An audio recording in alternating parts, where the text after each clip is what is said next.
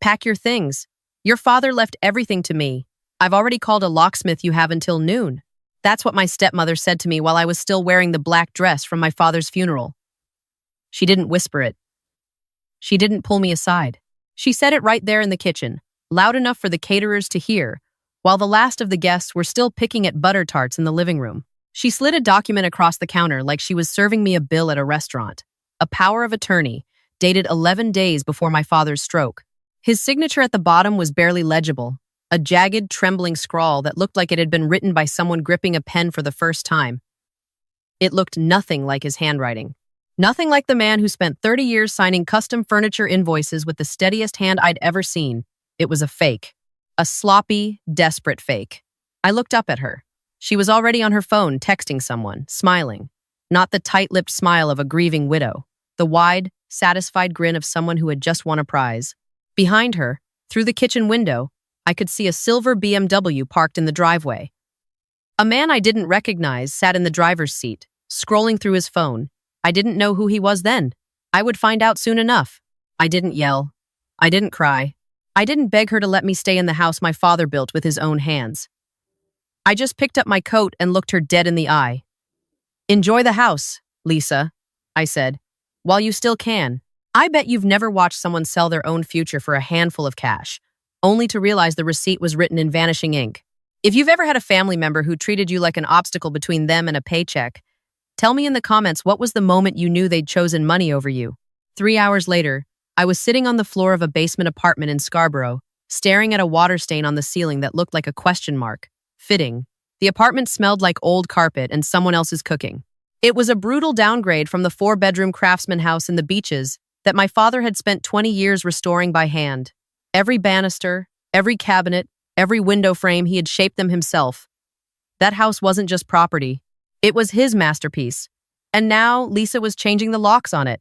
I leaned back against the bare wall and tried to breathe. The last 8 months had hollowed me out. I was a registered nurse at Sunnybrook, pulling 12-hour shifts, and then driving straight to my father's bedside at Toronto Western every single night. He'd had a massive stroke in April. The doctors said his chances were slim, but I refused to give up. I adjusted his pillows. I tracked his medications. I coordinated with the rehab team. I read to him every night the same Robert Service poems he used to read to me when I was little. The Cremation of Sam McGee. Over and over. Sometimes I swore I saw his lips move along with the words. Meanwhile, Lisa was busy. She had married my father 3 years ago after meeting him at a fundraiser for the Carpenters Union. She was charming, I'll give her that. She laughed at his jokes, complimented his work, made him feel young again after my mother passed. But I noticed things. I noticed that within 6 months of the wedding, she had convinced him to add her name to the joint checking account.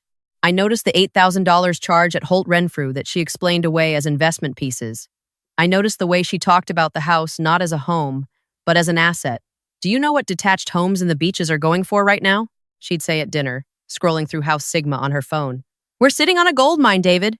My father would just smile and change the subject. He loved that house too much to ever think of selling it. But Lisa wasn't thinking about we. She was thinking about me.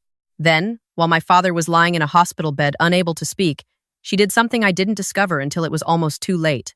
She went to a notary with a forged power of attorney, the one she'd just shoved in my face, and used it to change the beneficiary on my father's life insurance policy. A Sun Life policy worth $1.8 million. The original beneficiary was me. My father had set it up the year I was born. 29 years of premiums, paid without fail, because he wanted to make sure his daughter would be taken care of no matter what happened. Lisa changed it to herself. She also used the same forged power of attorney to drain $47,000 from his RRSP, claiming it was for medical expenses. I was the one paying his medical expenses. I had the receipts to prove it, but I didn't know any of this yet. Not on the day of the funeral. All I knew was that she had a document, she had the keys, and she had a locksmith coming at noon. And I had a duffel bag and a basement apartment with a leaky faucet. I sat there in the dark for a long time. I thought about calling the police. I thought about calling a lawyer. I thought about driving back to the house and confronting her, but I didn't do any of those things. Instead, I opened my laptop and logged into a system Lisa didn't know existed. 6 months earlier, when my father first went into the hospital and Lisa started spending more time at the house alone, I got suspicious. She had been making excuses about why certain items were missing. The sterling silver tea set my grandmother brought from Scotland. Oh, I sent it out for polishing.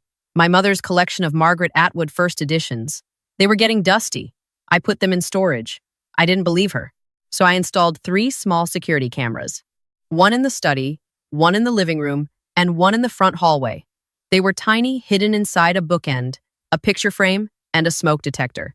They uploaded automatically to a cloud server that only I had access to. Lisa had no idea they were there. I typed in my password. The dashboard loaded. I scrolled to the footage from 2 nights ago, the night before the funeral. The video was crisp. 11:47 p.m. Lisa was in my father's study, sitting in his chair, her feet up on his desk. The man from the silver BMW was there too. I would later learn his name was Derek, her boyfriend of at least 2 years, which meant their relationship had started while she was still married to my father. He was leaning against the bookshelf, drinking beer from one of my father's pewter mugs. "Did you talk to the realtor?" Derek asked. Lisa held up her phone and turned the screen toward him. "Kevin says he can list it Monday. He thinks we can get 2.6, maybe 2.8 if we stage it. The market in the beaches is insane right now." Derek whistled. 2.8 million. Plus the insurance money. That's over 4 million. We could disappear to Portugal and never work again. Lisa laughed. "I already looked at places in the Algarve. There's this villa overlooking the ocean." "What about the daughter?" Derek interrupted. Lisa waved her hand like she was swatting a fly. "She's a nurse making 60 grand a year. What's she going to do? Hire a Bay Street lawyer? She can't even afford a 1-bedroom in this city. And the power of attorney? You sure it'll hold up?" Lisa took a sip of wine from the bottle of Niagara ice wine my father had been saving for my 30th birthday. "It doesn't have to hold up forever. It just has to hold up long enough for the sale to close and the wire to clear. By the time anyone challenges it, we'll be on a beach with no extradition treaty." I stopped the recording. My hands were shaking. Not from sadness, from something else entirely. There it was. The entire plan, laid out in her own words. She wasn't a grieving widow making mistakes out of confusion. She was a calculated thief who had been planning this for months, maybe years. She had forged my father's power of attorney, stolen his insurance, drained his retirement savings, and was now planning to sell his house out from under me and flee the country with her boyfriend. My first instinct was to take the footage straight to the Toronto police, file a report, get a restraining order, maybe even call the RCMP since insurance fraud crosses provincial lines. But then I thought about it more carefully. Lisa was charming. She was convincing. She would cry in front of a judge and claim the power of attorney was real. She would say, my father had willingly changed the beneficiary. She would hire a lawyer to argue that the video was taken out of context, that she was just exploring options as the surviving spouse. And in Ontario's court system, a civil dispute over an estate could take 2, 3, even 5 years to resolve, during which time she would be living in my father's house, spending my father's money, sleeping in my father's bed with her boyfriend. No, I didn't want to stop her. I wanted her to finish what she started. I wanted her to go all the way to commit every crime she was planning to commit so that when the hammer finally came down, there would be no wiggling out, no tearful apology, no plea deal. I wanted her buried under the weight of her own greed. The next morning, I walked into the offices of Brennan, Liu, and Partners on University Avenue. Mr. Brennan had been my father's lawyer for 15 years. He was the kind of man who wore suspenders unironically and called everyone counselor even if they weren't lawyers. When I played him the video on my laptop, his face went through 3 colors, white, pink, and a deep, furious red. "This is criminal," he said, pulling off his reading glasses. "Forgery, fraud, conspiracy. We can have her arrested today. I can call the Crown's office right now." "No," I said, "not yet." He looked at me carefully. "What do you have in mind?" "She wants to sell the house. Let her. I want her to go through with the sale." Mr. Brennan stared at me for a long moment. Then he opened his desk drawer and pulled out a thick manila folder. "You know," he said slowly, tapping the folder, "the tragedy is that she never needed to do any of this." He slid a document across the desk. It was my father's real will, the one he had drafted with Mr. Brennan 2 years ago, shortly after marrying Lisa. I hadn't seen it before. My father had told me it existed, but he said he wanted it to be a surprise. I read the critical paragraph. It was called a testamentary trust. My father had placed the house, the life insurance, and his investments into a trust with me as the sole beneficiary and Mr. Brennan as the estate trustee. But there was a provision for Lisa. My father knew she wasn't good with money, but he wasn't cruel. He had allocated a living allowance of $3,500 per month for Lisa, drawn from a segregated fund for the rest of her life. She would also have the right to live in the house for up to 5 years, rent-free, as long as she maintained the property and did not attempt to sell, mortgage, or transfer any asset held within the trust. Clause 7, Mr. Brennan said, pointing to the paragraph in bold. Any attempt by the named beneficiary of the living allowance to sell, encumber, or transfer trust property shall constitute a material breach, immediately terminating all benefits and triggering full distribution to the primary beneficiary. She would have had $3,500 a month and a free house for 5 years, I said quietly. All she had to do was nothing. Correct, Mr. Brennan replied. Your father wasn't punishing her. He was protecting you while still providing for her. But if she tries to sell the house using that forged power of attorney, she doesn't just lose the house. She loses everything, the allowance, the right to reside, all of it. And she exposes herself to criminal prosecution under the Criminal Code, Sections 366 and 380, forgery and fraud, over $5,000. So let her sell it, I said. We spent the next 2 hours building the trap. We couldn't use a real buyer. I wasn't going to let some innocent family get tangled up in this. Mr. Brennan had a shell corporation he used for high net worth privacy transactions, Lakeview Capital Corp. It sounded bland and corporate, and exactly like the kind of numbered company that buys houses in Toronto's East End for cash. We drafted the email carefully. We didn't offer the full asking price. Lisa's realtor had listed the house at $2.65 million. We offered $2.4 million, all cash, with a 7-day closing. The explanation. Lakeview Capital was acquiring properties for a portfolio rebalancing ahead of the tax year end and needed to close quickly to satisfy CRA reporting deadlines. It was boring enough to be believable. It was corporate enough to not raise suspicion. We sent the email to the realtor's listing address at 9:14 a.m. on a Tuesday. At 9:31 a.m., 17 minutes later, my phone buzzed. The camera in the study had triggered a motion alert. I opened the app. Lisa was at the desk, Derek standing behind her, both staring at her laptop screen. $2.4 million, cash, 7 days, Lisa read aloud. Oh my God! Derek, this is it. Take it, Derek said immediately. Take it before they change their mind. But Lisa hesitated. No, if they're in a rush, that means they need this more than we do. I can get more. She countered at $2.75 million. I showed Mr. Brennan the email on his screen. He shook his head slowly. She's negotiating. She's committing a federal crime, and she's negotiating the price. Let her win, I said. Meet her at 2.6. Make her feel like she outsmarted a corporation. We sent the counter. Final offer, $2.6 million. Firm. 4 minutes later, the reply came. Agreed. Send the paperwork. Mr. Brennan looked at me over his glasses. She just walked into a cage and pulled the door shut behind her. Schedule the closing for Friday, I said. At your office. I want to be there. Friday came gray and cold, the way October mornings in Toronto always feel like the city is holding its breath before winter. The closing was set for 10 a.m. at Mr. Brennan's office on University Avenue. It was a corner suite on the 14th floor, with floor-to-ceiling windows overlooking the courthouse. You could see the scales of justice from the conference room. I thought that was poetic. I wasn't in the room when Lisa arrived. I was in Mr. Brennan's private office next door, watching the live feed from a camera discreetly positioned in the conference room ceiling part of the firm's standard security system, fully legal in Ontario for commercial premises. At 9:52 a.m., Lisa walked in. She was wearing a new coat, camel-colored, cashmere, expensive. Definitely purchased with my father's money. Derek wasn't with her. Smart. She didn't want to explain why her friend was attending a real estate closing.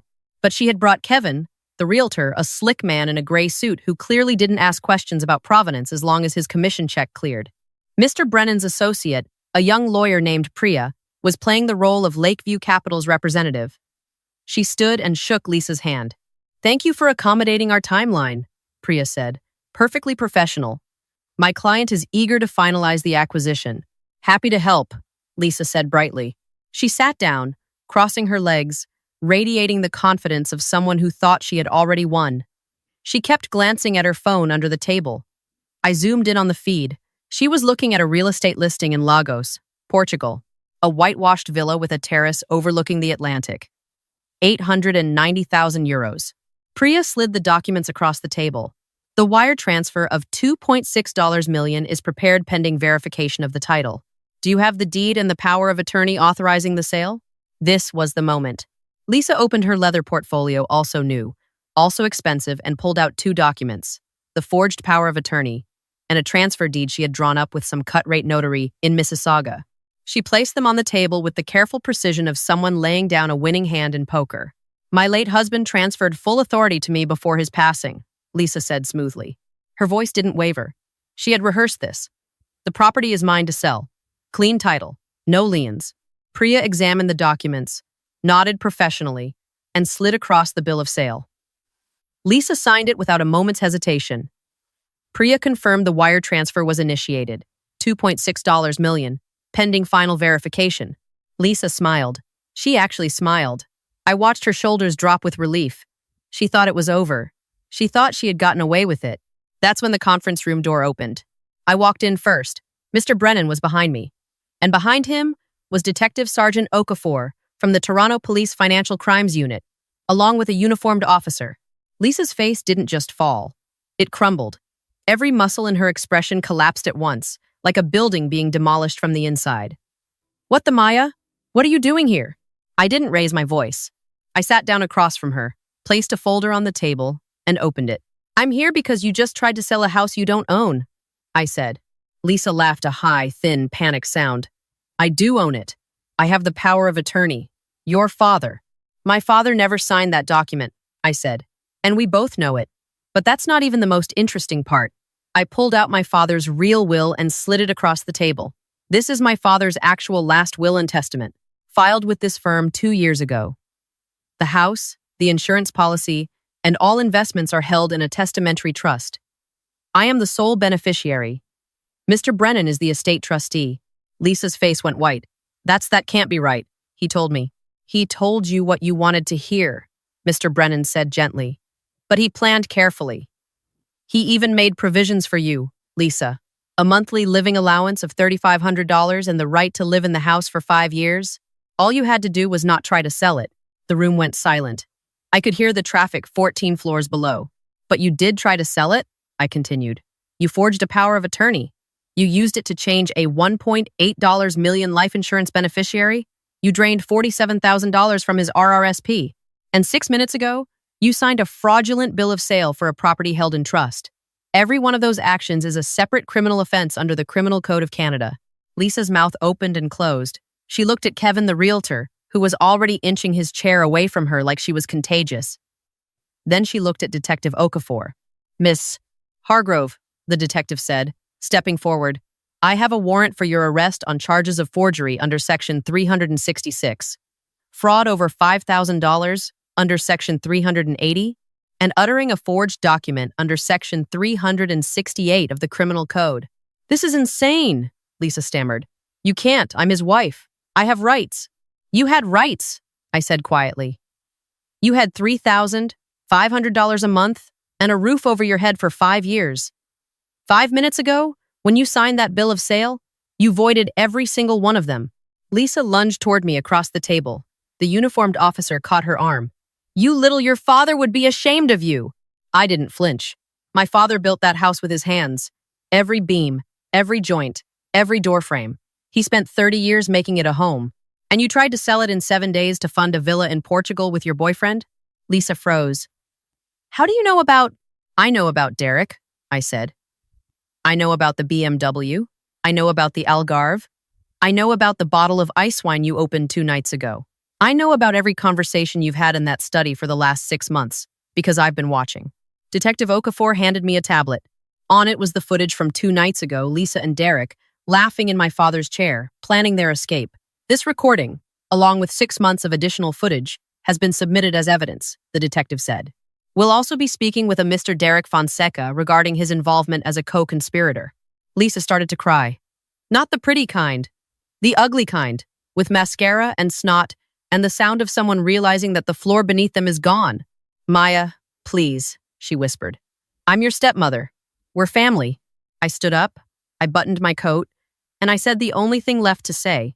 You were never my family, Lisa. You were a guest in my father's house, and your lease just expired. The officer guided her toward the door. She was still crying, still pleading, still trying to explain, but the door closed behind her, and the room went quiet. Mr. Brennan looked at me. Are you all right? I nodded. I will be. That evening, I drove back to the beaches. The locksmith Lisa had called was long gone, and the locks she'd installed were temporary, cheap hardware store deadbolts that Mr. Brennan's property manager replaced within the hour. I walked through the front door for the first time in a week. The house smelled like sawdust and lemon oil. It always had. My father used to say a house should smell like the people who loved it. I walked through the living room, running my fingers along the mantelpiece he had carved from a single piece of reclaimed oak. I passed the kitchen where he taught me to make tourtière every Christmas Eve. I climbed the stairs to his study. His chair was still pushed back from the desk, the way Lisa had left it. The ice wine bottle was still on the shelf, half empty, but on the desk, under a stack of Lisa's papers, I found something she had missed. A small wooden box, beautifully jointed, with my initials carved into the lid. Inside was a folded letter in my father's handwriting. Real handwriting. Steady and sure. Ma petite Maya, it read. If you're reading this, then I've already gone. I know you'll be angry. I know you'll feel alone. But I need you to know, I saw who Lisa was long before you did. I wasn't blind.